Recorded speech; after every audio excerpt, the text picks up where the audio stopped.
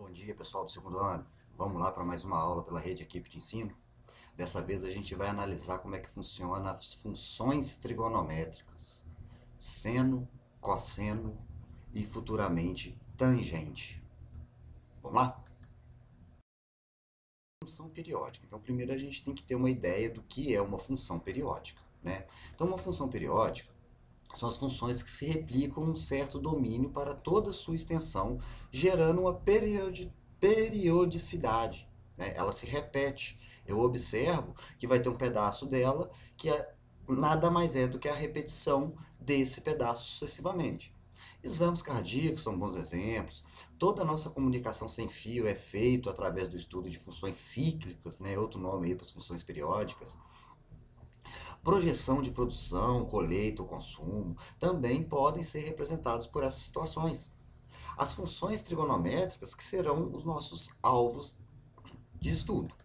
Então, só para vocês terem uma ideia, um eletrocardiograma, né? O médico consegue ver que há uma regularidade a partir de certo ponto, tá vendo?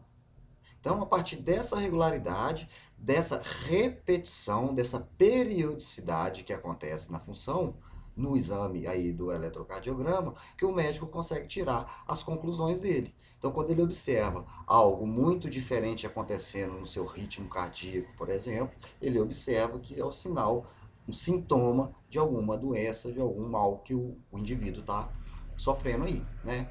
Eu poderia imaginar também sobre a produção de energia, né, utilizando aí vários recursos. Então, eu poderia entender que certas épocas do ano, certas horas do dia, certas datas do mês, vão ocorrer uma melhor produção, uma melhor venda, ou uma pior produção, uma pior venda. Então, no caso aqui, por exemplo, se eu fosse analisar aí uma estocação de energia, eu posso entender que há dois ápices durante o dia, certo? De 0 a 24 horas. Ao meio-dia seria o pior momento para um estoque, né? Aí eu posso estimar entre 6 da manhã e 6 da tarde o melhor momento para o estoque, certo? Então, algumas situações da escala de energia, obtenção de energia de várias maneiras, a gente pode analisar que vai gerar certos ciclos, certas repetições. Eu observo que aqui ele só vai se repetir sucessivamente, beleza? A função seno propriamente. Então a gente vai ter uma função de reais para reais associada a um número real e o seu seno, a f de x igual a seno x. Né? Então, a gente precisa observar primeiro o ciclo trigonométrico. Ó. Quando a gente pega aqui no primeiro quadrante um valor de x1 e um valor de x2, a gente sabe que o valor de x1, o seno de x1, é menor do que o seno de x2. Assim como x1 é um arco menor do que x2. Isso vai caracterizar uma função crescente. Quando eu observo já aqui no segundo quadrante, eu vou pegar um valor de x3, então x3 tem esse valor de seno, x4 tem esse valor de seno, então eu sei que o valor do seno de x3 é maior do que o valor do seno de x4, porém x3 é menor do que x4. Então, desse modo, eu caracterizo que o segundo quadrante é decrescente, né? O arco continua aumentando, porém agora o valor do seno vai diminuindo. Já no terceiro quadrante, eu vou imaginar aqui o x5. Então, eu tenho um arco x5, que é menor do que o arco x6. Já o seno de x5 já vai ser maior do que o seno de x6, certo? Então, dessa maneira, a função continua decrescente, ok? Certo? Então, quando um valor do arco aumenta, porém o seu seno diminui, eu digo que a função é crescente. Quando o valor do arco aumenta e o seu seno aumenta também, eu digo que a função é crescente, certo? No quarto quadrante, então, ela vai ser crescente. O arco continua aumentando, o seu valor de seno também continua aumentando. A gente sabe que quando se trata de números negativos, quanto mais próximo de zero, maior o número é. Beleza? Agora, a gente vai fazer o seguinte. A gente vai analisar os divisores de quadrante. 0, 90, 180, 270 e 360. Então, a gente sabe que o seno desses valores é exatamente o que está na nossa tabelinha aí. Então agora eu vou colocar isso num plano cartesiano xy, onde eu tenho a minha função f de x, que a gente sabe que ela é seno x, certo? Então eu sei que quando eu tenho seno de zero, vale zero. Que o seno de π sobre 2 vale 1. Que o seno de π vale zero. Que o seno de 3π sobre 2 vale 1, menos 1, desculpa. Que o seno de 2π vale zero. Quando eu observo esses 5 pontos, eu ainda não tenho uma certeza de que desenho que eu vou ter que fazer ainda para construir esse gráfico, certo? Aí, quando eu vou lá naquela tabela dos arcos notáveis que a gente viu umas aulas atrás, uma tabela que tinha todos os arcos notáveis de primeira volta, e a gente faz a mesma história, né? Joga o valor do arco em relação ao valor do seu seno, a gente vai obter novos pontos. Tá vendo? Que nesse momento a gente já consegue reparar que não vai ser uma reta, vai ser uma curva passando por todos os pontos. Então eu posso dizer que a função seno na primeira volta vai ser esse formato aí.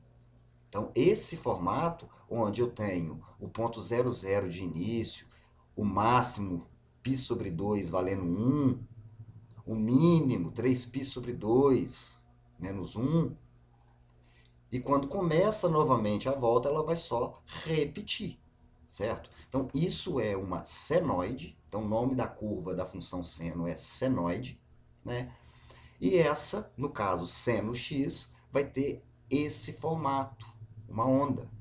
Se a gente observar mais de longe, a gente vai ver que essa onda de primeira volta, ela se repete para a segunda, se repete para a terceira, ou se eu estiver indo para trás, ela se repete, ela se repete, ela se repete.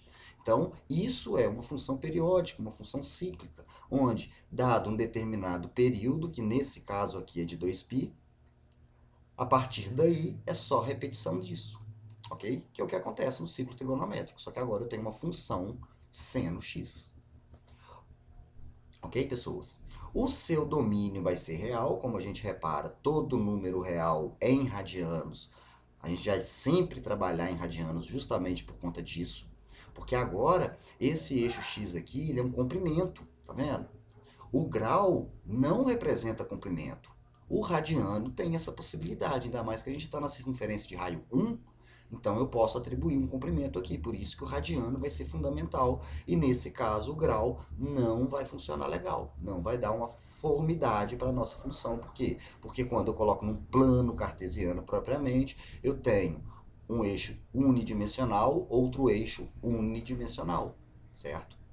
A gente sabe que ângulo é uma coisa adimensional. Arco é em graus, ok? A sua imagem vai ser de menos 1 em 1, que é o máximo e o mínimo do seno, é o que a gente já sabe disso. Então, a gente observa aqui na esticada que ela nunca vai passar de mais 1 e nunca vai ser menor que menos 1. Ela sempre vai estar compreendida nesse detalhe. E nesse caso, o período é 2π, por quê? Porque de volta em volta ela repete. Lembrando que a gente está analisando uma função seno, puramente seno, ok? As coisas não serão muito diferentes, não. Mas a gente tem que observar os detalhes, né? Então, eu vou ter aí a f de x igual a cosseno x. Vamos observar o ciclo trigonométrico. Então, agora aqui nesse momento a gente observa que quando eu pego um valor de arco x1 com um valor de arco x2, eu vou ter o primeiro quadrante decrescente. Por que que eu vou ter o primeiro quadrante decrescente? Quando eu pego o arco x1, eu sei que ele é menor do que o arco x2. Porém, o seno de x1, o cosseno de x1 é maior do que o cosseno de x2. Então, a gente sabe quando essa relação entre a função e o domínio, né, e a sua abscissa gera essa diferença, né, um é maior e o outro é menor, a função vai ser decrescente, ok? Quando eu já vou lá no segundo quadrante, eu observo, o meu arco continua aumentando, então x3 é menor do que x4, e eu tenho que o cosseno de x3, ele vai ser menor do que o cosseno de x4. Então, eu tenho o arco maior com cosseno menor. Então, ele vai continuar sendo decrescente. Quando eu já vou lá no terceiro quadrante, o arco x5 é menor do que o arco x6. E o seu cosseno também é menor. Entendeu esse também? E isso vai caracterizar que ela seja crescente, assim como no quarto quadrante. Beleza? Então eu sei que a função cosseno, ela vai começar decrescendo nos dois primeiros quadrantes e crescendo nos dois últimos quadrantes. Vamos reparar isso melhor, ó. Fazer a mesma coisa. Vamos pegar a nossa tabelinha lá dos divisores de quadrante, tal, jogar os pontos. Então a gente observa que eu vou ter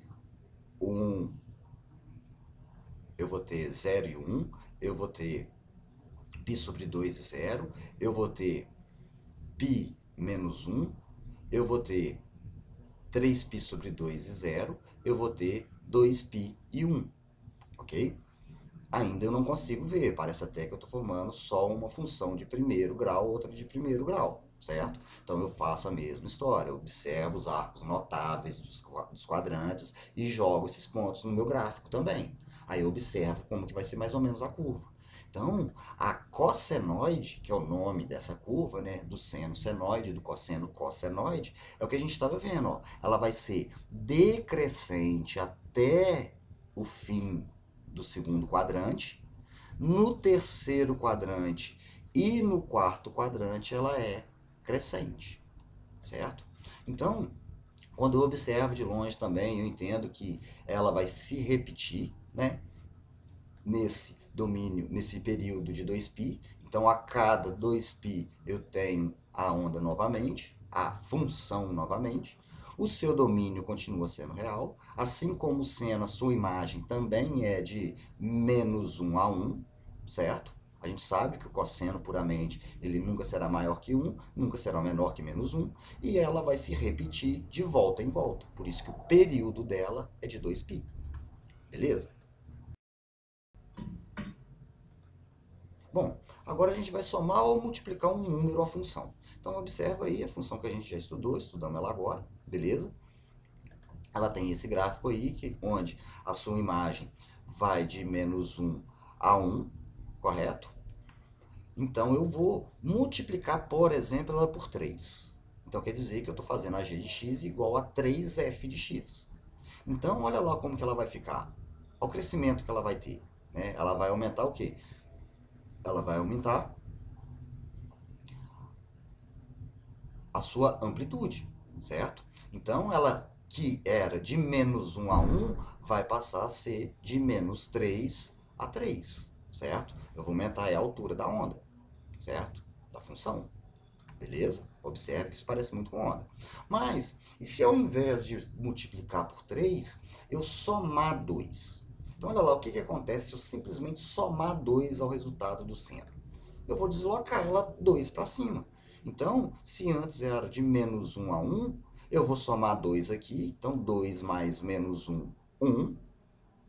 1 mais 2, 3. Então, agora, quando eu somo a função, eu só desloco a função para cima em relação ao eixo y. No caso, mais 2, mais 5, mais 10, mais a constante que for colocada aí. E se, né, aí a imagem dela vai ser modificada, eu vou somar mais 2 em cada extremo da sua imagem, né, no seu mínimo e no seu máximo, mais 2, é o exemplo. E se eu fizesse simultaneamente os dois? Se eu somasse 3, multiplicasse por 3 e somasse 2? Olha lá como é que ela ficaria agora, ó. Tá vendo? É interessante a gente observar que agora eu vou ter que multiplicar por 3, então vai dar menos 3, né? E somar 2, então vai dar menos 1, mínimo dela. Olha lá, ó. Agora o máximo dela eu vou ter que multiplicar por 3 e somar com 2. Então 3 vezes 1, 3, mais 2, 5. Olha lá o máximo dela, 5, certo? Então a imagem dela passa a ser de menos 1 a 5. É interessante a gente observar que todas elas, olha só, todas elas têm o mesmo período. Quando eu pego aqui, ó, de 0 até 2π, até aqui 2π, observa direitinho o que aconteceu. A verde subiu tudo que tinha para subir, desceu tudo que tinha para descer e parou na metade do caminho. A partir daí, ela vai só se repetir. A vermelha, a mesma história. A azul, a mesma história. A amarela, a mesma história. Então, significa que, apesar de eu ter multiplicado ou somado um número à função, o seu período não mudou. O período de todas elas continua sendo o mesmo. Ou seja, de 2π. Elas só vão se repetir. Se eu observar daqui para trás, ó, até menos 2π, eu vou ter que o pedaço azul é igual ao pedaço azul até 2π. Certo? Eu vou ter que esse amarelo é igual a esse amarelo.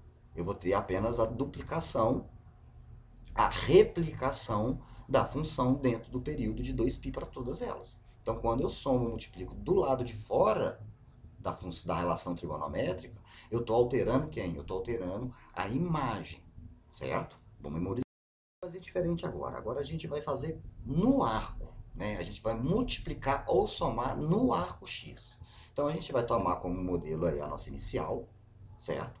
Observa que o seu período é 2π. Eu sei que ela vai se repetir de 2 e 2π, certo? Então, daqui para frente ela se repete, daqui para trás ela se repete, beleza? Olha lá, eu dobrei o arco. Eu estou multiplicando dentro do arco, tá vendo? Dentro da relação. Olha lá o que vai acontecer. Observa que aquilo que acontecia uma vez só de 0 a 2π, agora vai acontecer o quê? Vai acontecer dobrado, tá vendo? Vai acontecer, ó, enquanto ele sobe, desce, para, aquele... Ai, tá a imagem errada. Ele sobe, desce, sobe, desce, sobe de novo. Então, o que ele fazia aqui uma vez em um período de 2π, aqui agora ele faz 2 vezes no período de 2π. Então, o período dele reduziu pela metade quando eu dobrei, certo? Então, ele passou a ser π. Quando eu observo multiplicação pela metade, ou seja, dividido por 2, olha lá o que vai acontecer. Eu vou ter a minha função subindo e descendo. Ela vai fazer aquilo que ela faz em 2π só metade das vezes, tá vendo? Então, ela passa lá para 4π. Então, lá para 4π passa a ser o seu período. Então, quando eu divido pela metade o meu arco, o seu período dobra, certo? E se eu somar π sobre 3 na função, o que vai acontecer? Não vai acontecer absolutamente nada, certo? Por que não vai acontecer absolutamente nada? O que vai acontecer, na verdade, é que se ela começava exatamente aqui no 0, 0, ela não vai começar no 0, 0 mais. Ela vai começar, nesse caso aqui, no π sobre 3. Ela vai começar mais à frente, certo? Ok? Então, quando eu somo alguém ao arco, eu vou estar deslocando no eixo X, deslocando a minha função. Eu vou estar mudando o ponto inicial dela aqui. Ok? A gente sabe, para a gente ter esse ponto com o x igual a 0, o y aqui vai valer quanto? O y vai valer o seno de π sobre 3, o seno de 60. Certo? Então, não vai ser mais o mesmo ponto. Então, ele vai arredar ela para frente, mas sem modificar, tá vendo? Sem modificar domínio, sem modificar imagem, sem modificar período. Ok? Aí... Tá vendo? Sem modificar. A gente conclui que é a função do tipo a mais b seno cx mais d. Lembra lá da função do segundo grau, que você tinha a, b, c? É a mesma ideia, só que agora eu tenho a, b, c, d. Onde a e b, a soma do lado de fora, b multiplica do lado de fora, c multiplica do lado de dentro, d soma do lado de dentro, certo? Pode ser agora do seno ou do cosseno, o pensamento é o mesmo para ambas. A gente tem que entender que esses números A, B, C, D são números reais, só que o B e o C não pode ser zero, senão a minha variável desaparece e eu acabo tendo uma função constante, certo? Se eu multiplico aqui por zero, não importa. Se eu multiplico aqui por zero, não importa. Eu vou ter sempre o seno do D, né? Vira constante. Então, eu vou dizer que toda função seno ou cosseno tem domínio real, certo? E o seu período, como a gente viu lá, vai ser 2π dividido pelo valor absoluto de C. Então, o cara que multiplica o arco, eu vou pegar a volta completa e dividir o valor absoluto dele. Se ele for negativo ou positivo, pouco importa. Pouco importa se eu estiver arredando a função para frente ou para trás, por isso do valor absoluto aqui, né? Então, se eu tenho o valor de C, ele 2π dividido por ele, o valor absoluto dele, vai ser o período da função. A gente viu lá que quando eu tinha c valendo 2, o período foi π. Quando eu tinha c valendo meio, o período foi 4π, certo? E a imagem vai ser influenciada por esse A e por esse B, né? Então é importante a gente entender que eu vou dizer que a imagem vai ser menos A menos B até A mais B, se a subtração for menor do que a soma, ou vai ser de A mais B até A menos B, se a subtração for maior do que a soma, porque essas duas situações podem acontecer, né? Se o meu B é negativo, na hora que eu subtraio o negativo ele fica positivo, então eu vou ter uma diferença maior do que uma soma, beleza? Então é importante saber identificar o A, o B, o C e o D das funções, para poder entender quem é o período e quem é a imagem. Uma vez que o domínio a gente já sabe, o domínio é sempre real. Joia? Bom, então vamos determinar a imagem dessa função, ó. Então a primeira coisa que a gente tem que fazer é separar o A, separar o B, separar o C, separar o D. Então, ó, quem está somando do lado de fora? Menos 2, então o A vale menos 2. Quem está multiplicando do lado de fora? A gente não vê, então é 1, porque o 1 pode ser omitido. Assim como do lado de dentro, quem multiplica o x lá é 1 também. E o 0, somado 0, também não precisa estar lá. Então eu identifiquei aí meu A, meu B e meu C. Vou fazer a diferença de A e B, vou fazer a soma de A e B. Então a diferença deu menos 3, a soma dá menos 1, certo? Então eu tenho que a imagem vai ser de menos 3 a menos 1, beleza? Bom, observe agora, ó, f de x igual a 2 mais 3 cosseno de 3x. Vou separar o A, o B, o C, o D, ok? Vou fazer a subtração e a soma de A e B. Menos 1 e 5 foram os resultados. Então quer dizer que a minha imagem vai de menos 1 a 5. Fazer a imagem é facinho, né, pessoal? Separa o A, B, C, D e entende que você vai fazer a soma de A, B, a subtração de A e B. O menor é mínimo, o maior é máximo. Beleza? Agora vamos observar o período aqui, ó, o período dessa função. Seno de 2x vezes cosseno de 4x mais seno de 4x cosseno de 2x.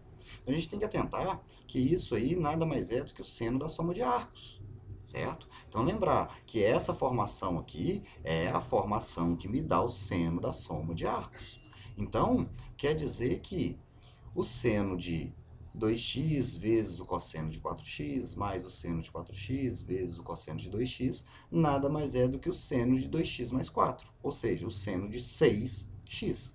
Ora, agora eu sei que o C vale 6, a gente sabe que no período só o C que importa, então 2π dividido por 6, π sobre 3 é o período, letra D de dado. Ok, pessoal? Vamos analisar agora também a função tangente. Então, a função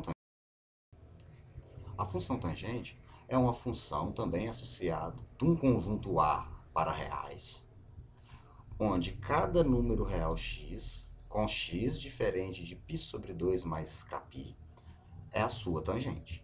Então, vamos reparar, ó, f de x igual a tangente de x, onde que x, esse conjunto A, tá vendo? Ó? Porque para ser função eu tenho que usar todos os elementos do primeiro conjunto. Então esse primeiro conjunto tem que ser um conjunto onde eu tenho todos os números reais, exceto π sobre 2 e seus múltiplos, né? 3π sobre 2, né? Na divisão do terceiro e quarto quadrante. Aí, à medida que eu vou completando voltas, eu vou tendo novos formatos, novos arcos côncavos para ele. Beleza? Bom, então vamos observar no ciclo trigonométrico. Olha lá, ó. Eu faço a tangente de x1, a tangente de x2. O arco x1 é menor do que o arco x2. A tangente de x1 é menor do que a tangente de x2. Então, quer dizer que no primeiro quadrante, a tangente vai ser crescente. Lá no segundo quadrante, eu vou continuar observando. Ó. O arco x3 é menor do que o arco x4. A tangente de x3 é menor do que a tangente de x4, certo? Então, ela continua sendo crescente. Quando eu vou lá para o terceiro quadrante, acontece a mesma coisa que aconteceu no primeiro. Quando eu vou para o quarto quadrante, acontece a mesma coisa que aconteceu no segundo. Então, para todo x real diferente de π sobre 2 mais kπ com k inteiro, eu tenho a função tangente sempre crescente, certo? Bom, então vamos observar o seguinte. A gente sabe, tangente de 0 vale 0, a de π sobre 2 não existe, a de π vale 0, a de 3π sobre 2 não existe, a de 2π vale 0. Então, quando eu monto isso, eu tenho apenas os pontos aí, certo? Eu vou ter 0, 0, π, 0, 2π, faltou aqui, 2π e 0. Eu não consigo imaginar um gráfico para essa função apenas com esses 3 pontos. Novamente, eu vou lá nos arcos notáveis, 30, 45, 60 e seus respectivos de segundo, terceiro e quarto quadrante, e busco essas informações também. Aí eu observo que no primeiro quadrante acontece isso.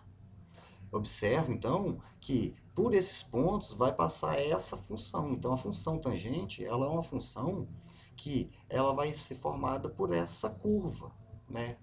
Por essa curva. A gente vai poder afirmar que o seu domínio vai ser todo x real diferente de π sobre 2 mais kπ. Então, a gente sabe que como a tangente de π sobre 2 não existe, essa curva aqui, ela vai aproximar, ela vai aproximar, ela vai aproximar desse π sobre 2, mas não vai encostar. Então, esse pontilhado aí é o que a gente chama de assíntota, que seria aí uma ideia de limite da função. Ela chega perto, mas ela não atinge, ok? E ela vai se repetir também, olha só, de π em π. Eu observo que de 0 a π e de π a 2π foi só a repetição. Então, eu tenho que o período dela, ao invés de ser 2π, o período dela vai ser π, ok? Então, eu também posso afirmar que a função tangente é uma função ímpar. Por que que é uma função ímpar? Porque se eu pego a f de x e transformo ela em negativa, ela se torna f de menos x, ok? Eu observo isso aqui, beleza? A conclusão que a gente tira em cima da tangente é que se eu tenho uma função do tipo a mais b vezes tangente de cx mais d, com a, b, c, d reais e b e c diferente de zero, o domínio dela vai ser sempre assim. Eu vou ter o x diferente de π sobre 2 e os seus consecutivos de meia e meia volta, certo? E o período vai ser π simplesmente dividido pelo c, pelo cara que continua multiplicando o arco lá, beleza? A imagem dela, nesse caso, vai ser real, né? A gente viu lá no gráfico anterior, ela vai seguir infinitamente para cima, ela vai seguir infinitamente para baixo, ela não vai ter máximo, ela não vai ter mínimo, beleza? Vamos observar aqui então, ó. Na função trigonométrica, f de x igual a 3a mais 5b mais 1 cosseno de px sobre 2m. A, b e m são constantes positivas. Se a imagem dessa função é de menos 4 a 0 e o período é 8, numa unidade conveniente, temos que a mais b mais m é igual a. Então, primeiro vamos pensar o seguinte, né? Vamos pensar no período. A gente sabe que o período é calculado por π sobre 2 sobre c. Aqui eu tenho que entender que quem está multiplicando o x é π sobre 2m. Então, eu vou colocar 2π dividido por π sobre 2m. Repete a primeira, multiplica pela segunda invertida, simplifica o π. O período é igual a 4m. Só que no enunciado falou que o período vale 8. Então, quer dizer que 4m igual a 8, m igual a 2. Encontramos o m. Agora, a gente vai para a imagem, né? Então, ele fala, né, que a imagem vai de menos 4 a 0. Aí eu tenho que o meu A, eu estou indicando aqui com A maiúsculo agora para não confundir com o A que o exercício me deu. Então, o cara que está somando fora A maiúsculo é 3A. O cara que está multiplicando fora é 5B menos 1, que eu estou chamando de B maiúsculo. Vou fazer, então, a soma e diferença desses dois ABs que a gente separou aí, certo? Eu vou pegar aquele que soma sendo igual ao maior, uma vez que são constantes positivas, né? Então, eu vou pegar aquele que soma a primeira, o A mais B igual ao maior, 0, A menos B igual ao menor. Organizando isso, eu tenho um sisteminha de 3A mais 5B igual a menos 1, 3A menos 5B igual a menos 3. Eu vou somar as duas equações, né? Eu vou ficar com 6A, o 5B se cancela, menos 4. Então significa que A vai valer menos 2 terços, né? Eu já passei o 6 dividindo e já simplifiquei. Eu vou ter que B, então, eu vou pegar qualquer uma, eu peguei a primeira aqui, substituir o A que a gente encontrou, né? Fazendo a continha, a gente consegue concluir que B é igual a 1 quinto. Agora é só somar A, B e M. Menos 2 terços, mais 1 quinto, mais 2, tira o mínimo 15, faz a continha, 23 quinzeavos, letra B de bola. Ok, pessoas? Show! Para vocês, qualquer coisa vocês me procuram lá. A gente vai estar sempre aí tentando sanar as dúvidas de vocês à medida que vocês venham a nos procurar. E aquele abraço. Fui!